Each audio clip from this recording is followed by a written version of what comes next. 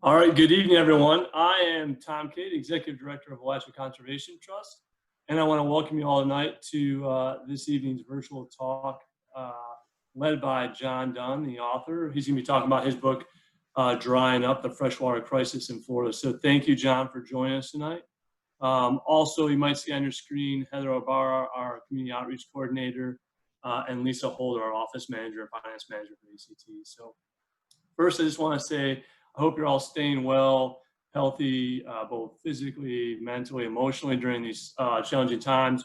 Part of the reason we started this series a few months back was to try to stay connected and kind of continue to bring you some of the programming that we traditionally do in person. So again, I hope everyone's doing all right. I know there's a lot of people on here who are longtime supporters, members of Alaska Conservation Trust, but I was going to sort of just kind of give a brief overview of ACT, and in particular, some of the things that we're working on right now. And some of them tie in exactly some of the stuff that John will be talking tonight. So, our focus is working on conserving lands across all over North Central Florida in 16 counties primarily.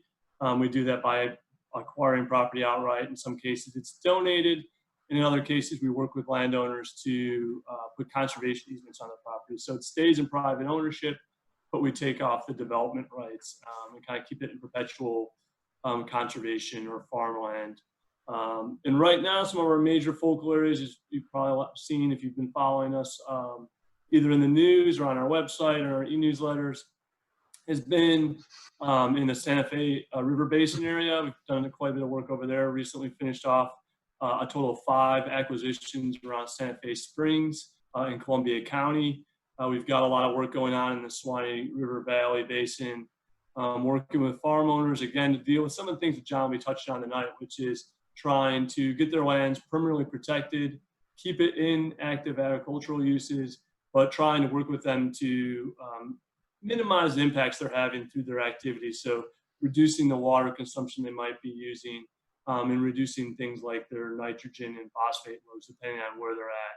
There's already pretty high phosphate loads naturally up in that area, but nitrogen's a big issue. So working with farmers on those things. And then a couple other areas where we've been doing a lot of work of late is in the Ocklawaha Wildlife Corridor, which runs through eastern Alachua County all the way up to Bradford County, western Putnam County, and northern Marion County, doing a lot of work in that area, as well as down in the farmland preservation area in Marion County.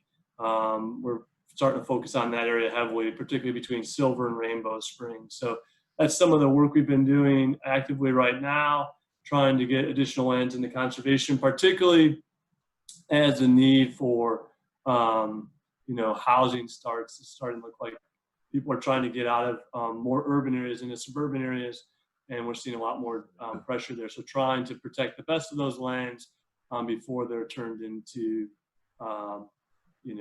single track homes. So that's a big focus on what we're doing, in addition to doing environmental education and outreach events, particularly recreational ones when that's accessible. So again, welcome everybody. Thank you, John. And I'm going to turn it over to Heather, who's going to do a formal introduction for John in his talk tonight. Thank you, Tom.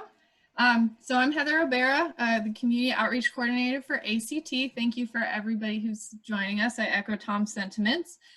So for those folks who are just logging in, I know we've still got a few folks that are probably still logging in. I just want to go over the logistics for this evening's talk, and then I'll provide an introduction for John, and then we'll get started. So John's going to be doing his presentation in a few minutes, and then afterwards, we will have a Q&A session. So please feel free during the talk to submit your questions that come up either through the Q&A option at the bottom of your screen, and there's also a chat box option that you can send your questions to the panelists. I'll take those down, and we'll save those for the end so we can ask John a couple of questions and facilitate that discussion. So for those folks who know someone who wasn't able to get into this webinar this evening, recording of the talk will be available online within the next few days. I'm actually just sending that to the chat box now, the link where you'll be able to find that. You'll also receive an email after this talk with a link to that page. So feel free to share this webinar with anybody that if you found it interesting and thought that they might find it interesting as well. Also, environmental educational programming is one of the things that we do at ACT. Right now, we can't be doing the in-person events, but it's really important for us to continue to do this type of programming. So we are bringing it to you virtually. If this is something you'd like to support, either our virtual events or our in-person events in the future, and you'd like to make a donation to educational programming like this, you can actually text Florida Wild to 44321 to make a donation. I will put that in the chat box at some point later this evening if you'd like to contribute to the work that we're doing at ACT.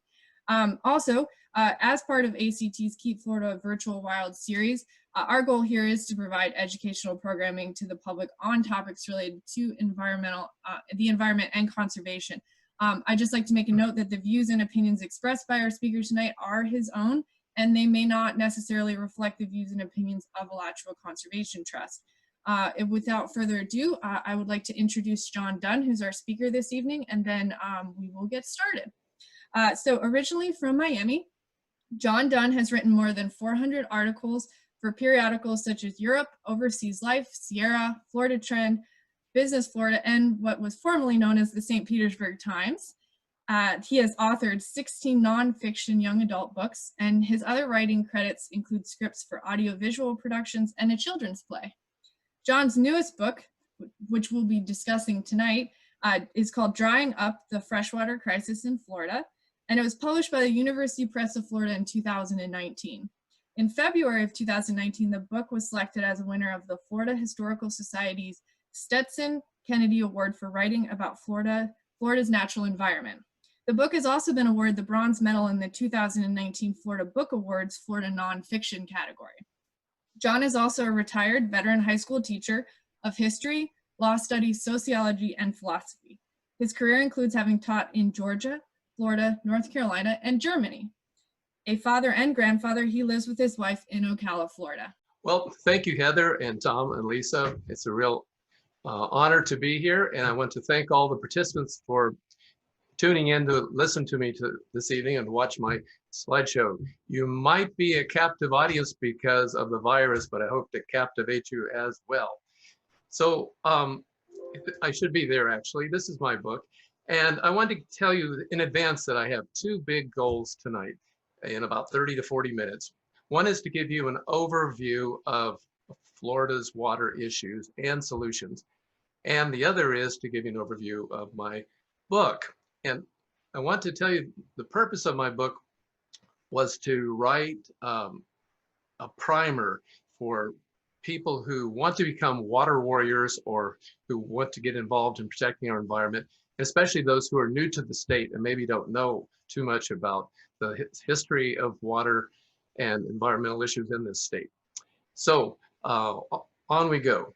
As Heather said, I've been a freelance writer my whole life, whole adult life, sorry. And I became interested in 1997 in water issues because people then were talking about a coming global water shortage. So this is a cover story I did for the international edition of the Rotarian magazine, which goes from Asia to Europe. And I did a lot of research, and at the time, one takeaway I wanted to put up there for you is that at that time, in 1997, 80 countries were facing water shortages. Well, things haven't gotten any better since then. Water use has grown 2 times the population increase in the last century. And today, more than 2 billion people lack access to safe drinking water. And these pictures here come from the United Nations, and there really are children around the world that have to fetch their fresh water like this every day. Here is a map of 37 major aquifers in the world. This imagery was created by the Jet Propulsion Lab using satellite technology. And anything that's not blue indicates that humans are pumping more water out of the ground faster than the water can be recharged. And if you look over here, we live in one of those critical areas.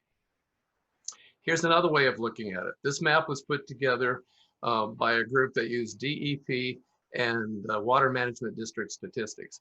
So if present trends continue, now I have to qualify that because the pandemic is altering Well, we don't know what's going to happen. We don't know if it's going to make the situation worse, better, or just different. But before the pandemic hit, this was what we were headed towards, that in 10 years, Central Florida and South Florida would not have enough water.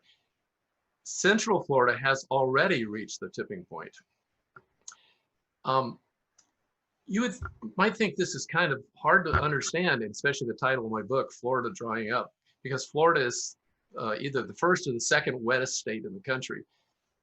One of the people I spoke to, and by the way, I think I interviewed over 100 people and spent about 2 years on this research, but Tom Singleton, a water consultant, calculated that Florida receives 55 trillion gallons of water every year, and we only use 1 trillion gallons. However, we still appear to be running out of water. Well, there are a lot of reasons why, and I'm going to give you a quick glimpse at many of the culprits in this situation. For one thing, we're a high growth state, and we keep getting more and more people who put more and more straws or wells into the ground. And we know that extracting water from the ground can have consequences that are severe. If you're new to Florida, you might not know this, but most of our drinking water comes from the aquifer, comes from groundwater. That's not true everywhere in the country. Some places, particularly out in some of the western states, they tap their rivers. But we know from overpumping that the springs up where most of you probably live, maybe according to the Florida Springs Institute, maybe about 1/3 of the 1,000 plus springs have seen a 32% average decline in pumping power in recent decades. I live about 5 miles from Silver Springs, and at times it's been down to 30 or 40%. Sometimes the water just does literally dry up. Here is a photograph of bathers in 1914 at White Springs. And here's what it looked like in 2005. It's gone. And the main reason is a phosphate mining company nearby took too much water from the ground. It's not just overpumping though. Our fresh water infrastructure is also old and leaky and wasteful. Every year, the American Society of Civil Engineers comes out with an infrastructure report card for the nation. And Florida doesn't do well. When it comes to freshwater infrastructure, we get a D every year. Some of the pipes we have are 75 years and older. We waste a lot of water too. Now, I have to be clear on this, because this is really alarming, no matter how you look at it. But every day, Floridians use more than 50% of the public supply of fresh water to hydrate our lawns and our grass. Now, that's not all the fresh water there is, but of the public supply, which means that portion of the fresh water supply that goes to you and me for drinking, our swimming pools and showers and so forth. But still, there's room for improvement here. But as bad as Florida is, nationwide, it's something like 40%. It's also the case, that we also have droughts in Florida. If you're new to the state, that might surprise you, but we have periodic droughts, which sometimes cause severe environmental problems. In fact, in the 1970s, the droughts were so bad that it inspired a whole generation of Floridians to come up with environmental laws and water protections laws that we had never seen before. Florida might look like Eden to a lot of people, but we have polluted waters. Same old story that you might find in an industrial place like Ohio. We've got industrial chemicals, we have dangerous bacteria, we have too many nutrients such as nitrogen and phosphorus, and as a result, we have 1,700 impaired water bodies. I ask friends of mine in the environmental community sometimes, I'll say, well, I have a question for you. How many Superfund sites are there in Florida? A Superfund site is a major toxic pollution dump that the federal government is supposed to clean up. And people I know with advanced degrees would say, none, right? I said, no, we have 92, and they haven't been cleaned up. Every day, they are leaching contaminants into our water supply. Increasingly, stormwater is one of the biggest sources for polluting our water. Stormwater is rainwater that comes down, courses across a field, a sidewalk, asphalt, picks up manure, pesticides, fertilizer, and all sorts of things, and then goes off into a stormwater pond or ditch somewhere. And for the most part, stormwater is not treated. I gave a talk at Edgewater, Florida, near Tampa, at a library about 3 blocks from where this little alligator is. And I went for a walk, and this was a stormwater retention center. And this nasty water was the habitat for this alligator, but it's only 600 yards from Tampa Bay. This water will all be evacuated into the bay and contaminated. We also have problems with wastewater. Wastewater is water that comes from our toilets, our factories, and agricultural production centers. This water is treated or supposed to be treated, and there's different levels of treatment. But even the best, which is tertiary or advanced, doesn't get out all the pollutants. For example, the federal government does not require these wastewater treatment centers to take pharmaceuticals out. We have over 4,000 of them in the state, and it helps, but the water still isn't clean. Miami-Dade, Broward, and Palm Beach counties take their partially treated sewage and they pump it out to sea. The EPA has said they have to stop within a few years. When I was a boy back in the 50s and 60s, these same cities and many others along the coast of Florida weren't pumping treated sewage water to the ocean. They were pumping raw sewage to the ocean. We still have a long ways to go. Even when you treat the water, what do you do with the stuff that's left over? If you don't like it, you call it sludge. If you think it's useful, you call it biosolid. The majority of this stuff is used and has been used as fertilizer of some sort in Florida. If farmers use it wisely, it's a good deal. But all too often, if they over apply it, what's left over in these nuggets of nitrogen and phosphorus, and sometimes other things we don't want in the soil, can contaminate the water supply. Septic tanks are also culprits. In fact, they might be the fastest growing source of nitrogen in Florida. Florida has something like 12% of all the septic tanks in the United States. Dr. Brian LaPointe with the Florida Atlantic University estimates that, with studies at his university, that as much as 40% of all the millions of people headed our way to Florida are going to use septic tanks. And the trouble with septic tanks is that they leak and they're not inspected for the most part. Even when people get off their private septic tanks and hook up to a sewer system, you can still have problems. The Society of Civil Engineers, in their infrastructure report card, also say that our sewer lines are, the sewer line infrastructure also receives a D rating.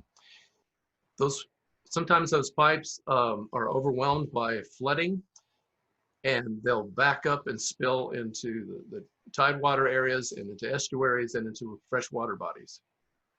In fact, since 2009, there have been 23,000 sewage spills in Florida. This is up to 2019. That's enough to fill up 2,400 Olympic-sized swimming pools with raw sewage. Now, I'm sure you recognize this. It's algae. Algae is a natural organism, but it's considered a contaminant because there's too much of it. And there's too much of it because there's too much nitrogen and phosphorus that feed it. Here's what it looks like from the sky over Kings Bay. Algae that's run amok. Here's what it looks like underwater, as in the case here at Hart Spring in Gilchrist County. Runaway algae will smother the natural aquatic plant life and cause all kinds of damage to natural forms. When I was a boy in the 50s and 60s, red tide would appear annually because it's an organism that's been around for tens of millions of years. But it seemed like in those days that you'd only hear about it in Southwest Florida. But in recent years, we have outbreaks of red tide all around the whole peninsula. Scientists are researching, trying to find out what all the reasons are, but I think there's some consensus for sure that it's excessive nitrogen and phosphorus that flows from the inland of Florida and hits the microorganism that causes red tide along the coast, which is devastating for marine life. Florida is #1 for facing disaster from sea level rise. We are the most vulnerable state, and things are already happening because of sea level rise. And you can see the flooding that takes place in Miami, for example, in this photograph. Now, I think everybody in their imagination can understand that with sea level rise, we have an encroachment water coming into the beaches, and people have flooding in their garages and that sort of thing. But a lot of people new to Florida might not realize that underneath the peninsula is salt water. Wherever you're sitting right now, if you were to dig down a couple hundred feet, you'd hit fresh water. But beneath the aquifer of fresh water is brackish water, and depending where you live in the state, underneath that is salt water. So as this ocean rise, they put pressure underneath the state, in addition to coming in on the sides. At the same time, we're pumping more and more water out of the ground, releasing that pressure. So what happens is that the ground level for the water is rising. And places like South Florida, this is a real problem, because as the groundwater level rises, it's coming into drain fields of septic tanks, and that fresh water is being contaminated. Plus, as the groundwater level rises, there's less earth here to absorb rainfall. And when that happens, there's no place for the water to go except to flood and go out to sea in a contaminated form as stormwater. Well, COVID-19 is also making an impact on our water supply, and exactly how this is going to play out remains to be seen, but we're already seeing some important issues. One is, and as all of us have been told repeatedly for several months, that one of the best protections we can have is to wash our hands with fresh, clean water. But what if you don't have water to wash your hands with? In Rwanda, I've read, only 5% of the population has that kind of water. In our Navajo reservation, something like 30 to 40% of the people live there don't have running water. Another big problem is that water utilities, whether they are public or private, are having revenue problems. If they depend on taxes or on fees, it's all the same, because as we all know, the economy is in trouble. So there's a cutoff of funds to these utilities that provide the fresh water for us. So they're trying to figure out how to keep water reasonable, to keep it coming, but at the same time, how to stay viable and stay in business. Oh, and I'll skip to this last one here.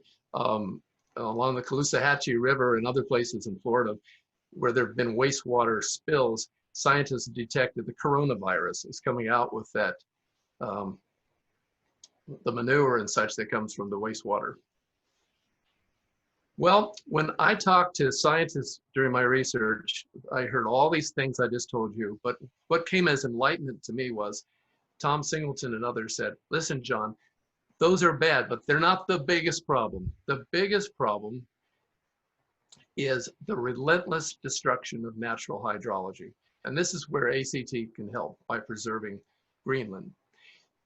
When a developer comes in and takes 1,000 acres and knocks down all the trees and all the plants, he does more than just ruin animal habitat and make it aesthetically displeasing to our eyes. What's also happening is those trees were reservoirs for water. Trees contain water. The shrubs contain water. Their roots hold the soil in place. It allows for the rainwater to infiltrate the earth and go down and recharge the aquifers. But when we knock those down and then have bulldozers build canals and fill in wetlands and reshape the land, we are constantly changing the whole texture of the land, which is part of the natural water cycle. And this is part of the new thinking about water. And this is where you could help preserve open spaces and greenlands and farms to keep this habitat in place. All this stuff has been done in the name of progress, and it's not just here. In my book, I've got the sources for these takeaway statements here, but just a couple to present right now. At this point, 67% of Earth's forests and wetlands are already gone. And by 2060 in Florida, 1/3 of Florida could be paved over. And that's not a figure of speech. There's a study I'll show you in a few minutes where this comes from. They mean it literally. Miami, my hometown, looks like this. If this isn't a hydrological disaster, I don't know what else could be. Just imagine what happens when it rains and hits all this concrete. This canal dumps right into the Biscayne Bay and takes all this filthy water, and it's not saved, it's not clean, it's just wasted. In my book, I have a chapter on history, and I thought this is very important, particularly history about I'm sorry, a story about Florida history and Floridians' relationship to water. I thought this is very important because in my research a couple of years ago, I came across a New York Times article that presented their findings of a study they did. And Florida is the #1 state in the country for having the highest percentage of residents who live there that weren't born in the state. Over 60% of everybody that lives in Florida comes from somewhere else. In the Miami-Dade area, the majority of people were not even born in the United States. There is a problem with that because even if they were born in Florida, they probably wouldn't have studied any Florida history. Florida history is not a required high school subject. Middle school kids get a little dab of it when they're 6th or 7th grade, but they certainly don't learn that Florida was hell-bent 100 years ago to get rid of fresh water.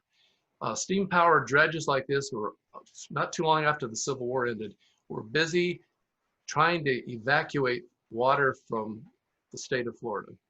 And the reason for that was they wanted to dry up the land to make it available for farming and for development. And in the 1920s, in came people from all around the United States to take advantage of cheap land, and they haven't stopped coming.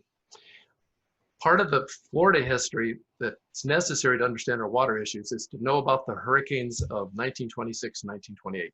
Hurricanes didn't have masculine or feminine names in those days. They're just named after the year in which they appeared. One of my relatives was killed by this one, 1928. He lived in the Everglades. The Lake Okeechobee overflowed and drowned hundreds and hundreds of people. And it was such a mess and such a disaster that there was national attention on Florida during this period. And some people want to put the brakes to development. I mean, people were actually saying things like, maybe God didn't want us to live in such a hostile place like the state of Florida with all its crocodiles and alligators and hurricanes and such. Maybe we should call it off. But that didn't happen. They just went in a different direction. Instead, the decision was made to do something to control flooding. So the Corps of Engineers, to make a long story short, replumbed South Florida. They did away with the natural hydrology, and they fortified Lake Okeechobee and rerouted a lot of the water that was flowing south. This is the historic flow of the Everglades. As most of you know, the Everglades is really a river. But by the 20s and 30s, and since then, that water flow has been shut off. Over here on the right is a picture of a restoration effort to restore the flow of the Everglades, to make sure people get drinking water in South Florida, and to make sure that this area, the tip of Florida, received its fair share of the water as well. But there's a long way to go. To show those of you that are new to the state what has happened so quickly, I wanted to put 3 slides up. This is Marco Island in Southwest Florida as it appeared in the 60s. My family and I used to get in a car and go across the Everglades on the Tamiami Trail, and we would come here, and you had your own island just about. Almost nobody was there. I even camped there and spent the night. But shortly after that, this is what it looked like. The developers started coming in the late 60s, and they used a kind of development called finger fill. It's called that so you can put houses along the water, and people could have a boat in their backyard and act like they were rich people and live the life of Riley in Florida. And today, this is what Marco Island looks like. So in a half a century, it went from a pristine wilderness to this. It's not just there, it's everywhere in the state, and more of it's coming. So this is the villages. The villages straddles Marion County and Citrus and Lake County. This used to be farmland, it used to be wetlands and forest. So we have a problem with growth in this state. Here is a figure for you, and mind you, this is the net growth. If you take the number of people moving into the state every day and those leaving, we end up with a surplus of 865 to 1,000 people a day. If you do the math, that means that within a year, we have a new city slightly larger than Orlando popping up every year. So here's that report I mentioned earlier. We've had lots of studies about Florida and growth, but this one really got the attention of the journalists and policymakers for a while, a couple of years ago. You can read it. The information's still there. It was conducted by 1,000 Friends, the University of Florida, and Department of Agriculture with state government. And they were looking at future population trends and availability of water for the new people coming. If these trends continue, as researchers think, Florida's population could increase by 75% by 2070. That means another 15 million people will show up. Now, to give you a sense of perspective, when the American Civil War took place, Florida had about 500,000 people. When I was born in 1949, there were about 2 million people in the state. Today, there's 22 million. So we have another 15 million. And the authors of the study did not include this number. Before the pandemic came, every year we were getting more and more people, and it hit, I think, by 2017 or 2018, 126 million tourists arrived every year. And our leaders keep promoting more and more to come. This is what Florida looks like from the sky. A lot of these dark areas they're maybe developed in the near future. Is this sane? There are lots of projects I could tell you about. I'll just pick 3 real fast. The Miami-Dade County Commission has okayed the building of the United States' biggest mall on the edge of the Everglades.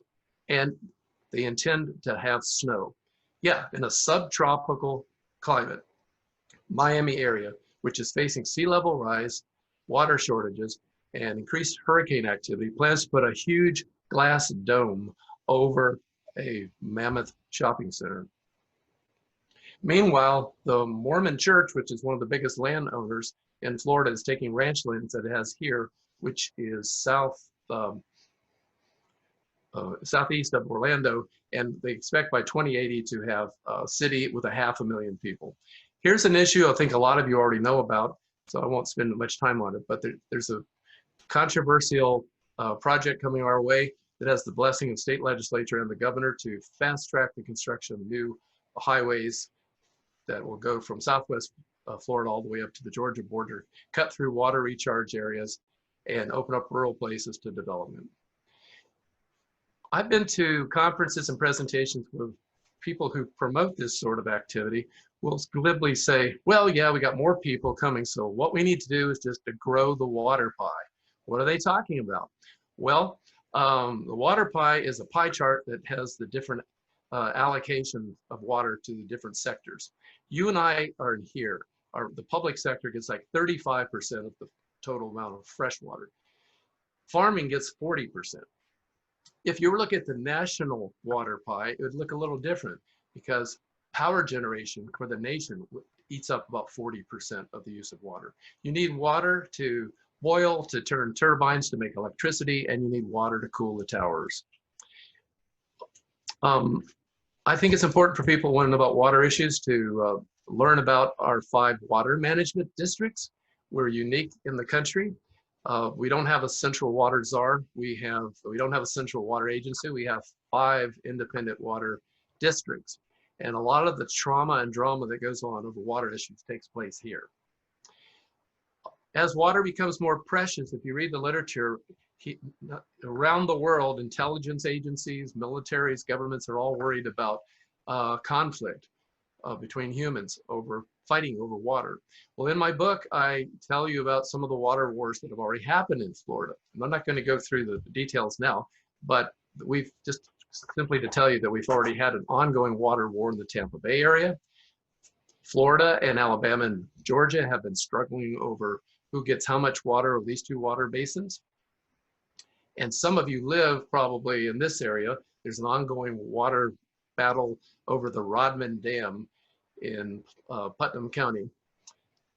Briefly put, there was an attempt made in the 30s to build something like the Panama Canal through Florida to connect the East Coast and the West Coast. The project was stopped, but one of the things that's left over from the early construction is a dam that has no purpose. Environmentalists want to come down, so the Ocklawaha River will be restored. People who want it to stay up enjoy the bass fishing and the recreational aspects that the dam provides. The biggest water war of all is the Everglades and Lake Okeechobee. And I've got a chapter on this, but this is really daunting. But this is one of the biggest issues in the state. Okay, so I hope I haven't been too depressing, because if I have, I'm going to pivot now and try to be a little bit more optimistic, because there are solutions and good people trying to fix things. So what do we do about rethinking water? Well, one approach is just to stay what we've been doing, the status quo, and stay with the demand-driven, hard engineered hard path. What does that mean? Well, the Corps of Engineers is a good example. They are very good builders. If you want a dam, Corps of Engineers can build you a dam. If you want a canal, they can do that, and aqueducts and so forth. And so they want to use construction solutions for water problems. Well, along the hard path, many people promote the idea of desalination, like Tampa does. Take salt water or brackish water and distill it and use it for drinking. It's easier said than done. I've been to this plant and taken the tour, and I learned that Tampa doesn't get all its water from this plant. It gets about a third of it. This plant doesn't run all year. It's very expensive. It's energy intensive, and there's a problem with what to do with the leftover brine. But it is part of the story. Sometimes hard path advocates will say, well, let's just find new water supplies. Well, there are some. Scientists have found, for example, that there seems to be a huge freshwater deposit beneath the ocean floor here from Massachusetts to New Jersey. It's left over from the last ice age. It's been covered up with sand and salt water. And those of you who know Florida know that there are freshwater springs off the coast of Florida. But I've talked to people in the water management districts, and they don't think it's economically feasible to tap those sources. There are people that want to start siphoning off our rivers to meet increased demand. This is the St. Johns River, one of the most scenic rivers, and leaders in Orlando want to siphon off a lot of this to meet their water needs. Some of you might remember a big contentious battle that took place years ago over a project that was promoted by leaders in Tampa to put pipes from water-rich North Florida and ship fresh water down to Central and South Florida. There was such an outcry that the project was stopped. It was shelved, but I imagine one day it could come back. It's still a possibility. The hard path also suggests building reservoirs. This reservoir, this C.W. Young Reservoir, also supplies Tampa with its water. It's an amazing place. I took a tour out there too. It's 1 mile this way, 2 miles this way, 18 feet deep. Takes 2 men on riding lawnmowers 2 weeks to go along the perimeter to cut grass. It's that big. So that can save a lot of rainwater and store it. The problem is in Florida, this water can evaporate quickly, and it's hard to find the right kind of land on a flat state like Florida. However, some creative people down in South Florida have suggested taking old mining rock pits and use those as the basis for building reservoirs for the future. Now, I'm going to shift a little bit more and tell you about something that I hope is new for a lot of you. That's the hard path, and we certainly can't abandon that. We're going to have to use construction to solve a lot of our problems. But there's also a new ideology towards water that's been emerging. And a lot of these ideas come from water depleted California. And they call it the soft path. Here in Florida, the people that I've talked to that do the same sort of thing tend to call it low impact. So there's a change in philosophy. The basic starting points for soft path is that you just don't give people the water they demand. You try to figure out what water do people need and not what they want to sustain ecological and sociological health. And try to avoid using concrete and steel. Instead, minimize the damage that you do to open spaces, conserve like the ATC does, restore the damage done to the natural world, and when you do, try to replicate that natural hydrology system using natural landforms instead of man-made structures. It also involves realizing that all water is one molecule, whether it's groundwater, wastewater, it's still H2O. And that means we have to do more recycling of water. And in fact, Florida has a pretty good record on this. Florida is the leader of the nation in using recycled water. But for the most part, we use recycled water for golf courses and agriculture. Well, does this mean that we might be using recycled toilet water to drink? The answer is maybe. There are pilot programs underway in Florida. My book talks about them. California's got them as well. And in Singapore, they've been doing this for years. Now, it's not the case that you just take water directly from your toilet, but you would take that water, it gets treated, and then it's mixed with other existing water supplies. I've talked to people who are involved in this, and they say technologically they can do it. They say their biggest obstacle is the human factor, to try to get people over the yuck factor about drinking former toilet water. Conservation is another key idea, and that's where the ATC is trying to preserve this land can help. But other ways to conserve is to put pressure on people to not squander the resource.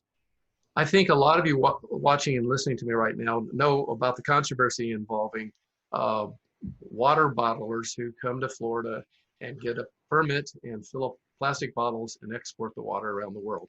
And we're all outraged. And I am too. It doesn't seem right, especially when we say they don't pay for it. But what I've learned, it was enlightenment for me, most of us aren't paying for our water either. If you talk to people in water utilities, they'll say, what we pay, if you live in Gainesville or Ocala or someplace, when you get your water bill, you're really paying for the infrastructure and the delivery and the storage of water. You're not paying a market price for it by any means. People who have pumps out in the county and are just pumping away, nobody's metering them. So a key idea is that everybody's water pipes should be metered and everybody should pay for the water they extract from the ground.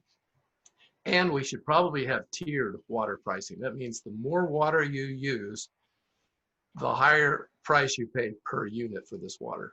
It makes people mad when it's first introduced, but from what I've read, it works. It does persuade people to be more careful about the water they use. Technology is helping. Farmers are doing what they can in North Florida to come up with new technological means of micro-irrigating their crops. We also have technology now that can detect underground leaks, and this is real important because some studies show as much as 40% of water that's wasted, it comes out as a leak on underground pipes. But we don't have to have high-tech solutions all the time. I have neighbors who came back from Japan a couple of months ago, and they showed me this picture, and I want to use it. This is a typical toilet in Japan. And here's a spigot, here's a basin, and here's the toilet. People do what they have to do here, but when they're finished, they wash their hands, and then they push that handle, and now you have, quote, dirty water or gray water flushing the toilet instead of fresh, drinkable water. And I've been told by other people who've been to Japan that in some places they actually use shower water for the same reason. We're seeing some encouraging signs, not a whole lot, of green storm water infrastructure. Here in Tampa is an example. Instead of just a regular little grate in the sidewalk and the rainwater goes down, we're starting to see more water gardens like this that purify the storm water. Mimicking nature is part of the soft path. And one of the leaders of this is the Orlando utilities people. Orlando has the biggest artificial wetland park in the world. I really encourage you to go out here, probably in the wintertime, not the summer. Okay, in your imagination, imagine over here is a wastewater treatment plant for the wastewater of Orlando. Years ago, they would treat this water and then went to pump it over here to the St. Johns River. But the DEP said, nope, that water's still dirty. You can't do it. You're gonna have to clean it up better than that. So what they came up with is, instead of another plant, was to create a wetlands. These trees, these plants were all put there to, as they say, polish the treated water. So this is all treated wastewater on its way to the St. Johns River. The engineers told me that this water is cleaner than the St. Johns River when it gets there. A leader in the state, and I'd like to brag about them for a long time, but I probably should speed up a little bit, is just anyway to let you know that Winter Haven is incorporating a lot of these ideas. About 10 years ago, they said that to use the hard path to meet their future water demands wasn't going to work. They'd have to come up with something better. And they found that this creating natural infrastructure instead of artificial structures was taking them in the right direction. Restoration is a big aspect as well, as I already said. Now, I mentioned the restoration of the Everglades. Here is part of that effort. This is the Tamiami Trail, and this section has been raised to allow fresh water to go south. When this Tamiami Trail was first built in the 20s, it was an engineering marvel. It cut through the Everglades and connected Naples with Miami. The trouble was it also functioned as a dam. So South Florida, extreme South Florida, was being deprived of its fair share of water. But in an attempt to make that flow work better, they've been busy raising Tamiami Trail. It'll be just a couple miles here and there. Here is what the Kissimmee River looked like until 1962, a meandering river system. Well, powerful people persuaded Congress to authorize the Corps of Engineers to turn this into a canal. And the purpose was to dry up land south of Orlando and provide it for farming and development. But almost as soon as they completed this, there was a realization that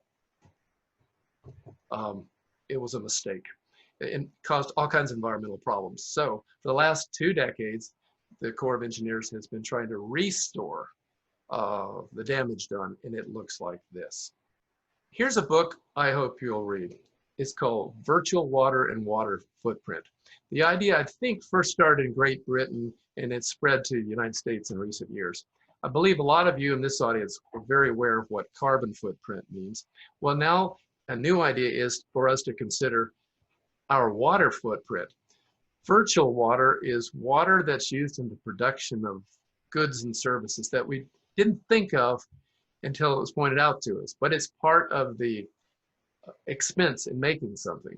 For example, if I were to ask you how much water is required to make a cup of coffee, you say, well, that's easy, a cup of water. No, according to the economists that use virtual water calculations, it's actually 37 gallons of water, because you have to take in consideration of how much water was used for agriculture, washing the beans, and a host of other reasons. To produce 2 pounds of sugar cane in Florida requires 475 gallons of water.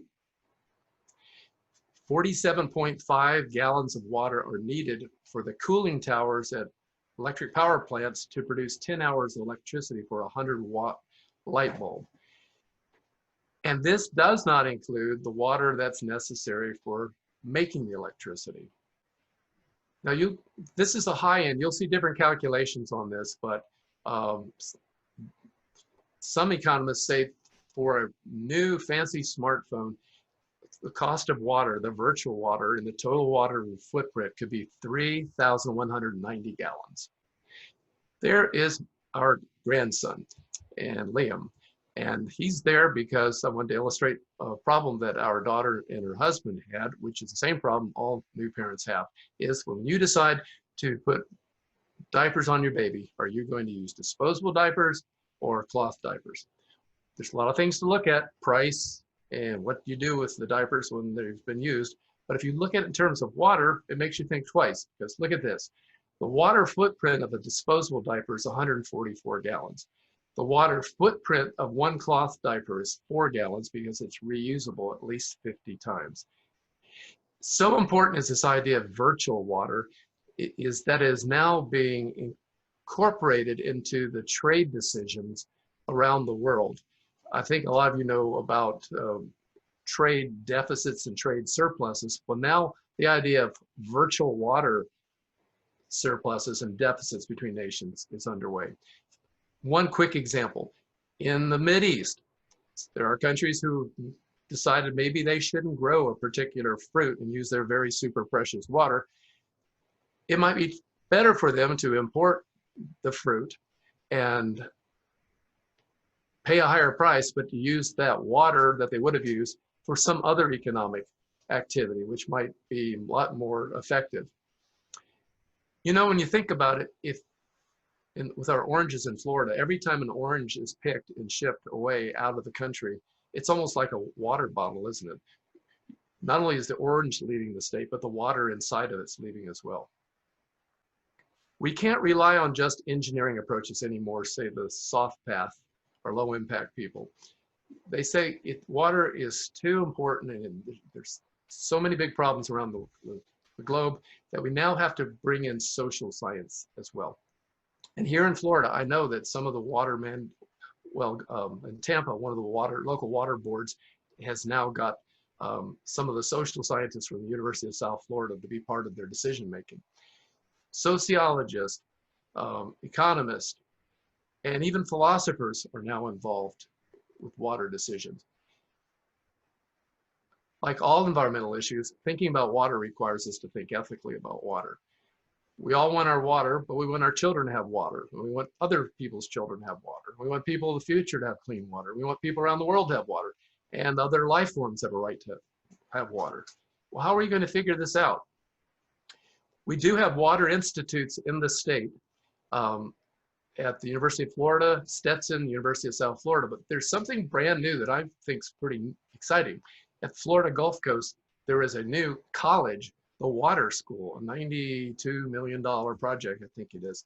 And here, graduates will be schooled in water, and they will have that comprehensive, integrated, multidisciplined education about water that I was referring to a few minutes ago.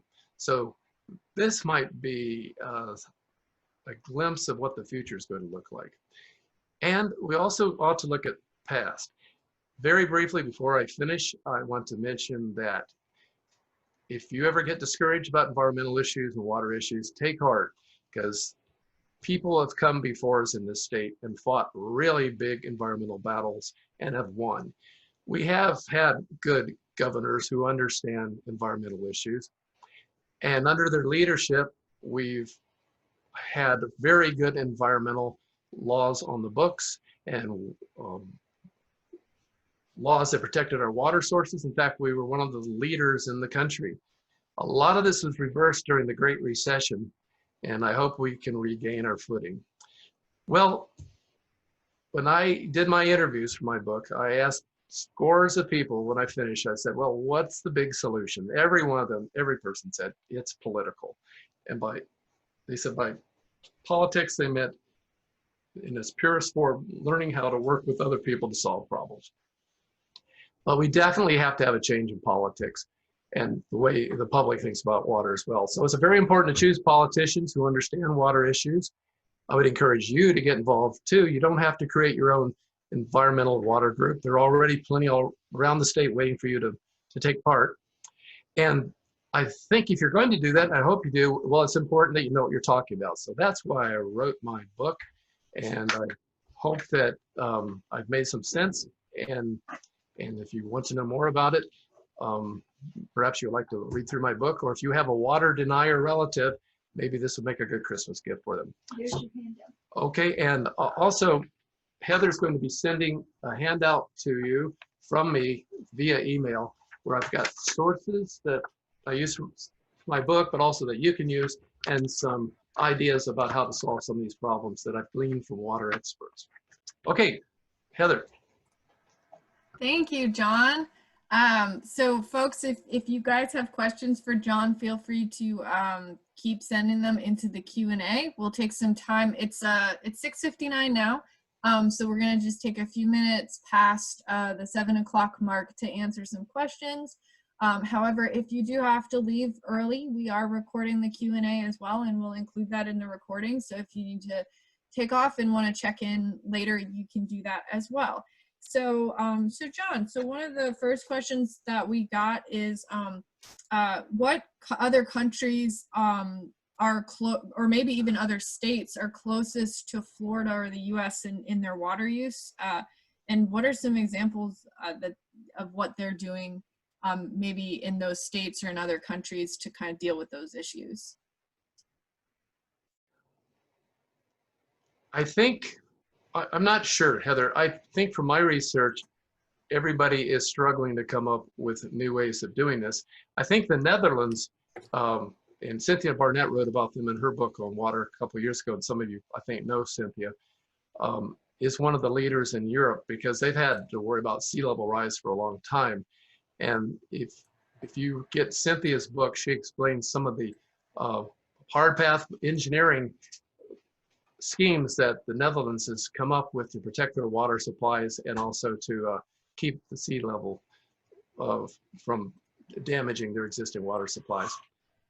But also, I think in general, Europe is ahead of us.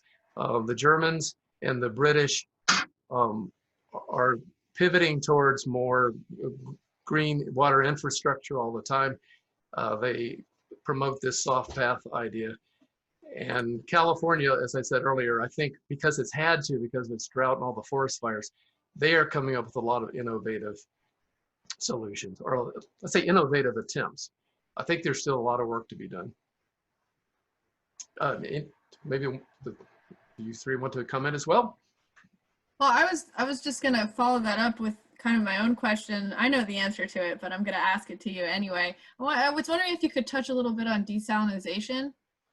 It's a technique we're using here, but it was first introduced when I started hearing about it. Australia was using it for a lot of their water use. Well, it turns out there are dozens and dozens of desal plants in the state. Most of them are small scale, and they don't all use the technique of boiling water and cooling it down. They use filtration methods and other ways of doing this.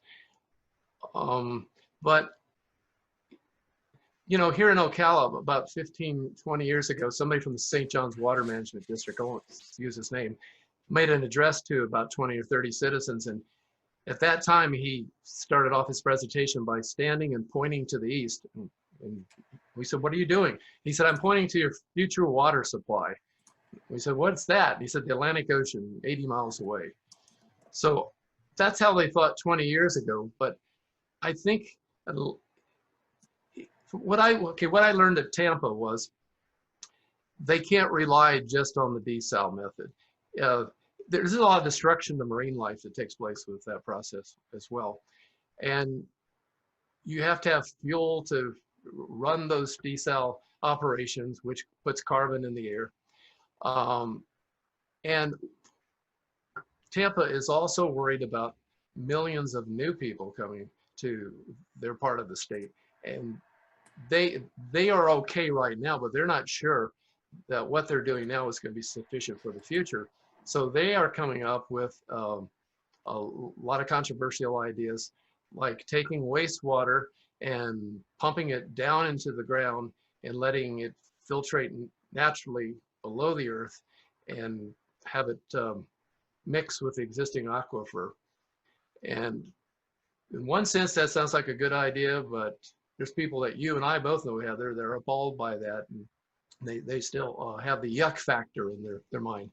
I would guess people need to start thinking about water and start to realize the problems and the gravity of the situation, because these solutions aren't easy. And when people do come up with ideas, there's resistance to almost all of them. People don't want to pay for it, or they don't want to be bothered, or they don't want to conserve, or they don't want recycled water. So I think a key component, no matter where you live, is education, and that we will have to all do a better job. Maybe I talked to a congresswoman, I mean, not a congresswoman, a state legislator, who actually said, I can write a bill requiring schools to start teaching water issues. If a conservation group wants to work with me, I can do it. I'm all for it. So we might want to start doing things like that to bring up a new generation to think about water in a different way. That I think we have this idea it's just a throwaway resource, and we don't have to be responsible to anybody, because there seems to be so much of it, especially in Florida. When you look around, water seems to be everywhere. But for the reasons I've given, it's increasingly going to become rare to find. I think the key thing is it's going to be rare to find fresh water enough for people and the natural world. There will probably always be water, but whether it's going to be clean and life-giving, that's the issue. So I think that's the best I could answer that question. And actually, another question came in. It's kind of touched on just what you discussed, but the question is, what's your opinion on aquifer storage and recovery for potable water? So if there's something you didn't touch on in that response and you wanted to touch on now, that was kind of a follow-up question that came in while you were talking. Yeah, aquifer storage has been done, hasn't it? And the idea is to capture water now and store it underground and pump it up when you need it later. And I think there's a good case to be made for that.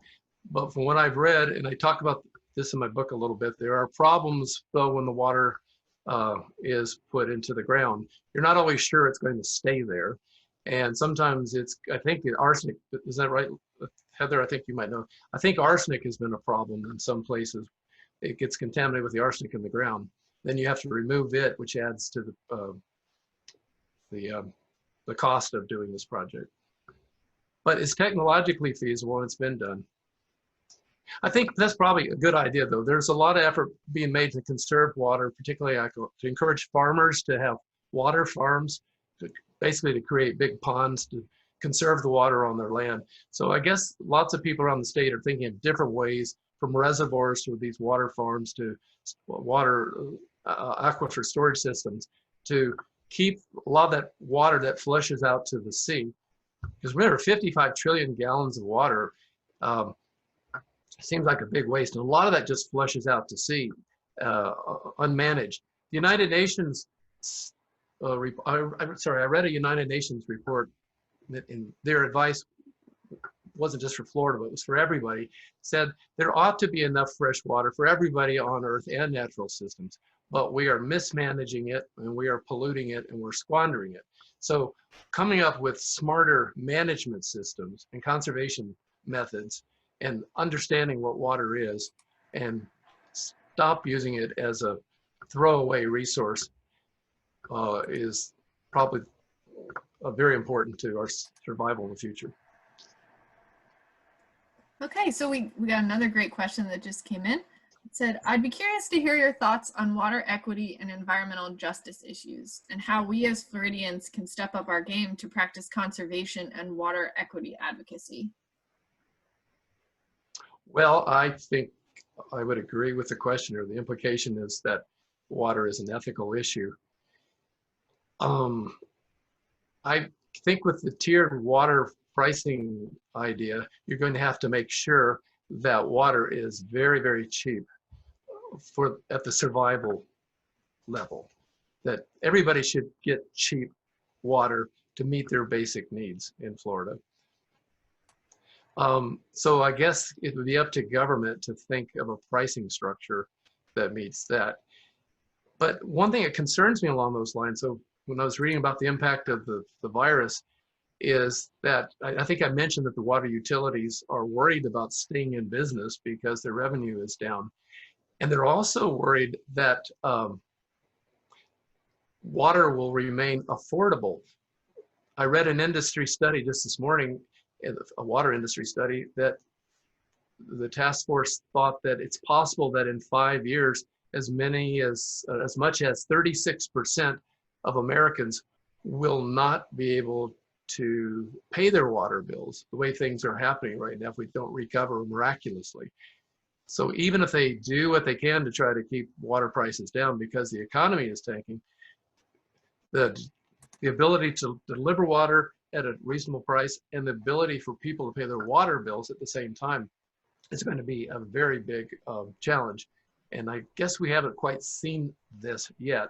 So once again, we'll have to elect people that are sensitive to water equity issues and don't brush it off and come up with policy that tries to address these issues. So I don't know if we want to, it's the same idea with economic equity and job opportunities. How do we help the people at the bottom? It's not just water, it's a whole bunch of similar issues all wrapped together in one big philosophical subject, I think. And if I could hop in on that, I mean, I think one of the things when you're looking at those issues is ensuring that we have resources made available to keep infrastructure into particularly lower communities, making sure their infrastructure is staying in place. So they have that. I mean, we're not having the issues probably likely because our state's just not old enough But you're hearing about stuff right now in New York and in different places where there are pipes, where it's lead pipes and they're getting lead poisoning. So I mean, some places I think that's obviously an issue, and some of our older communities ensuring that there's money being put aside by governments, as John, as you're sort of alluding to make sure infrastructure is in place. And then the other big one is making sure that certain types of things that are really negatively impact, oftentimes under-resourced communities don't go in next to them, so they end up in a water shortage, like what happened up in White Springs. I mean, we have, mines being proposed in areas that are relatively, poor, for lack of a better term. And if those were to go in, those folks might end up with wells that are polluted, or for allowing the plants where they're processing that stuff to go into in those same neighborhoods, end up in a situation where their water is then compromised. I mean, I think those are some of the places where we can sort of address some of those issues of, equity with water in our state. I mean, there's a lot more problems with that. I mean, it's a huge undertaking, but I think those are some small things that I think as citizens, we got to be cognizant of when we're making decisions on where to spend resources and whether or not to cite certain types of industries in certain communities. Well, Heather, maybe you could comment on this, because you know the law. Don't we need to revamp Florida's water code to include a lot of the concepts that Tom is mentioning here? Basically, what the little I know about the water law that I've looked at, somehow the people on the water management boards have and they're all citizens that are appointed to those key decisions, but they have to decide how much water can be used by people who have permits without hurting the environment. And I imagine a lot of you have gone to these meetings as well, and there are people just like us, and they're scratching their heads, and you have scientists who take the microphone and have opposing views. So it must be really hard to figure out the language that says you can use all the water for a reasonable purpose that you want, as long as you don't hurt the environment. But whether that really happens, I don't know. But it doesn't address the issues that Tom was mentioning. And so, Heather, should we rewrite the water code and what the mission of the water districts is? Well, it's kind of twofold. So one of the issues is enforcement.